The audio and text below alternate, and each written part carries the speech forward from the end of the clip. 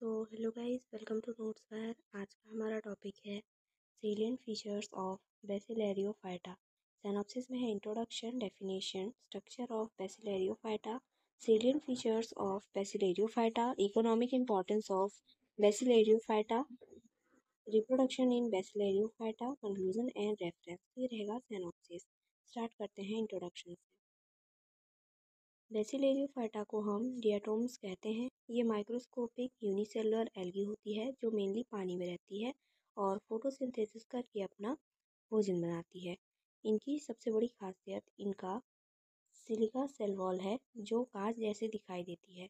इस वजह से इन्हें ग्लास प्लांट्स या ज्वेल्स ऑफ द सी भी कहा जाता है।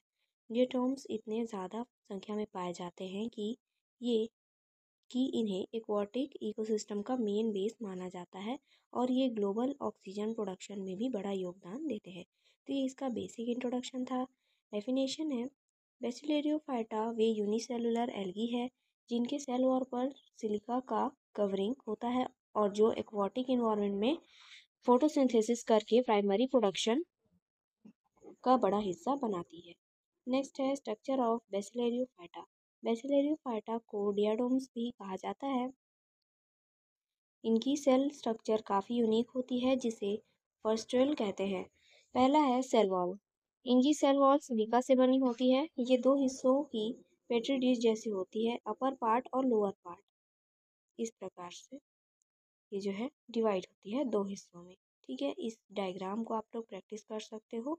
ये बेसिलरियोफाइटा का एक डायग्राम है। नेक्स्ट होता है शेप एंड सिमेट्री। डियाटोम्स की सेल्स अलग अलग शेप्स में होती है, सर्कुलर, इलोंगेटेड, ट्रायंगुलर आदि। सिमेट्री के आधार पर ये सेंट्रिक डियाटोम्स और पेनेट डियाटोम्स में बांटे जाते हैं। थर्ड है साइटोप्लाज्म एंड न्यूक्लियस। साइटोप्लाज्म एक थिन लेयर के रूप में रहता है जो फर्स्ट्रेल की वॉल के साथ जुड़ा होता है। न्यूक्लियस सेंट्रल पार्ट में होता है और साइटोप्लाज्मिक स्ट्रैंड से जुड़ा रहता है। Next plastid. इनमें गोल्डन ब्राउन प्लास्टिड्स होते हैं जिनमें क्लोरोफिल ए, क्लोरोफिल सी और फैक्सोएक्टिनिन पिगमेंट पाया जाता है। यही इन्हें खास गोल्डन कलर देते हैं। नेक्स्ट है vacuoles and oil droplets. Large vacuole central region में प्रेजेंट होते हैं। फूड स्टोरेज के लिए ऑयल ड्रॉपलेट्स और ल्यूकोसिन पाया जाता है। नेक्स्ट है सीलिएंट फीचर्स ऑफ बेसिलरियोफाइटा। बेसिलरियोफाइटा को डियाटोम्स भी कहा जाता है। इनके निम्नलिखित लक्षण होते हैं। पहला होता है यूनिसेलुलर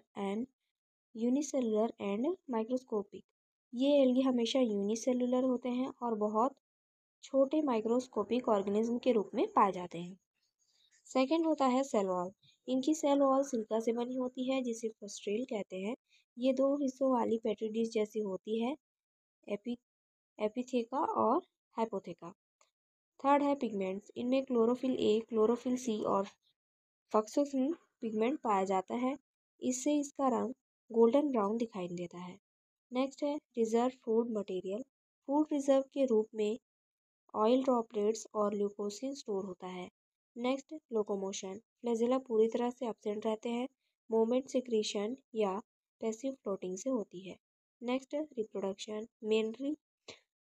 मेनली एसेक्सुअल रिप्रोडक्शन द्वारा होता है और सेक्सुअल रिप्रोडक्शन में एक्सोस्पोर फॉर्मेशन होता है जिससे साइज रिस्टोर होता है। नेक्स्ट है हैबिटेट। ये एक्वाटिक होते हैं और प्लैंक्टोनिक एल्गी के रूप में पानी में पाए जाते हैं। नेक्स्ट है इकोनॉमिक इम्पोर्टेंस ऑफ बेसिलरियोफाइटा। बेसिलरियोफाइटा को डियाटोम्स भी कहा जाता है। इनका आर्थिक और पर्यावरणीय महत्व इस प्रकार है। पहला है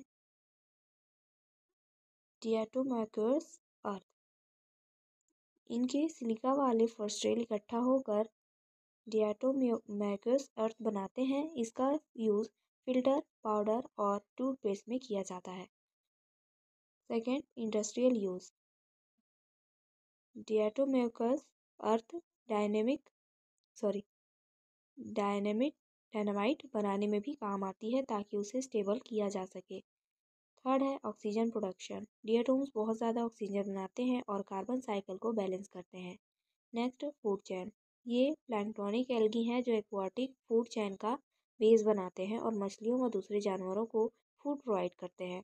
नेक्स्ट, इन्वायरमेंटल इंडिकेटर्स। पानी की क्वालिटी और पोल्यूशन लेवल बताने के लिए डिएटोम्स का यूज़ किया जाता है। नेक्स्ट है रिप्रोडक्शन इन बेसिलेरियोफाइटा। बेसिलेरियोफाइटा को डिएटोम्स भी कहा जाता है। ये वर्ड आप लोग याद रखेंगे, ये बार बार आ रहा है, ये बहुत इंपॉर्टेंट वर्ड है और इसका एक दूसरा नाम भी है जो कि है डिएटोम्स। इनका रिप्रोडक्शन मुख्यतः दो तरीकों से होता है। पहला होता है एसेक्सुअल रिप्रोडक्शन। डिएटोम्स मुख्य रूप से सेल डिवीजन से मल्टीप्लाई करते हैं। हर बार डिवीजन में एक नया छोटा सेल बनता है क्योंकि फर्स्टेल का एक हिस्सा नया बनता है। लगातार डिवीजन से साइज धीरे धीरे छोटा होता जाता है। Second, sexual reproduction. जब डिएटोम्स का साइज बहुत छोटा हो जाता है तो वे सेक्सुअल रिप्रोडक्शन करते हैं, जिसमें गैमेट्स बनते हैं और फर्टिलाइजेशन के बाद जाइगोट बनता है, जिसे एक्सोस्पोर्स कहते हैं। एक्सोस्पोर्स से सेल का ओरिजिनल बड़ा साइज रिस्टोर हो जाता है।